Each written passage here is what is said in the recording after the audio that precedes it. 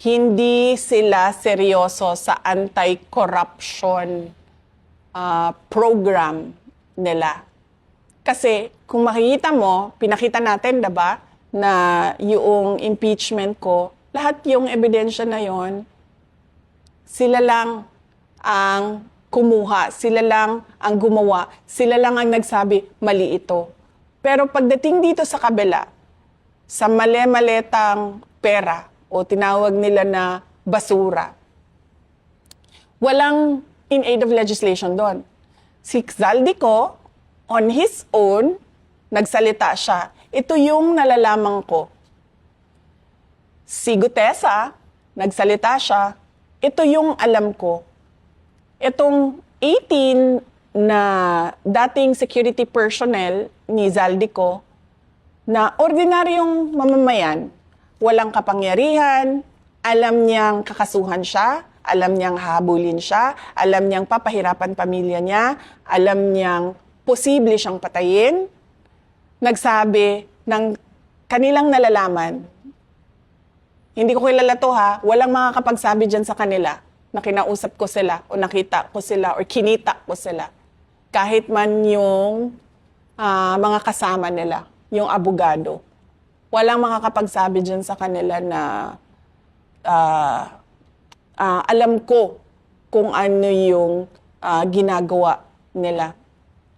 Ito, mga ordinaryong tao na nagsabi, ito yung alam namin sa korupsyon eh.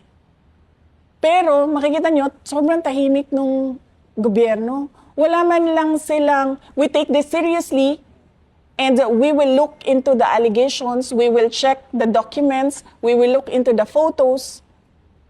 If these are real, walang ganun. Ang lumalabas lang, ay nako, mga dishonorably discharged yan. Ay nako, pakawala yan ng mga Duterte. Ay nako, si Zaldico ba pakawala namin? Si Zaldico kasama nila yun, diba? Siya yung Shiminet, diba? Sa kanya galing yun. Yung Shiminet. Kay Zaldi galing yun, against me. Pakawala ba namin yan? Si Gutesa, wala man nakakilala dun sa kanya. Paano naging pakawala namin? So, sa mga ganon, kapag tinatamaan si Martin Romualdez, si BBM, yung administrasyon, kung sino man yung mga tumanggap ng maletang pera, hindi nila siniseryoso. Iniisang tabi nila, sineset aside nila na para bang baliwala. Ang ginagawa nila, inaatake nila yung notaryo, inaatake nila yung kung sino yung tao, hindi man lang nila binabanggit yung sinabi ng tao.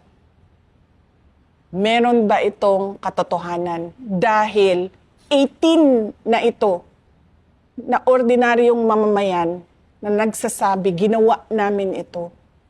Naghatid kami ng pera sa mga taong ito. Wala. Tahimik. So makikita mo, seryoso ba talaga ang gobyerno sa anti-corruption? Hindi. Wala. Wala silang pakialam. Kasi tatamaan sila doon sa mga katotohanan na sinasabi. Kasi paano mo ba masabi na merong ulterior motive yung mga nagsasalita? Ano bang, what will they gain if they speak about what they know? Diba? Wala naman eh. Hindi man yan tatakbo sa eleksyon, hindi yan mananalo. Hindi naman yan kunwari magsasalita kontra sa katiwalian sa administrasyon ay mabibigyan ng medal. Wala silang makukuha dyan sa ginawa nila. So doon pa lang mag-iisip na sana yung gobyerno, di ba? Itong tao ito, walang motibo ito para magsalita ng kung ano yung nalalaman niya sa katiwalian. Pero nagsalita pa rin siya. So, ibig sabihin, merong truth dyan. Pero para sa gobyerno, para sa administrasyon, paninira lang yan. Ngayong araw na ito, pinakita lang natin yung double standard ba? Ito walang ebidensya, gumawa ng ebidensya, umabot sa impeachment. Ito may ebidensya talaga na hindi gawa-gawa yung ebidensya, base siya sa isang ordinaryong mamamayan na walang motibo para sirain ang administrasyon, pero hindi pinapansin at hindi tinututukan at hindi binibigyan ng halaga.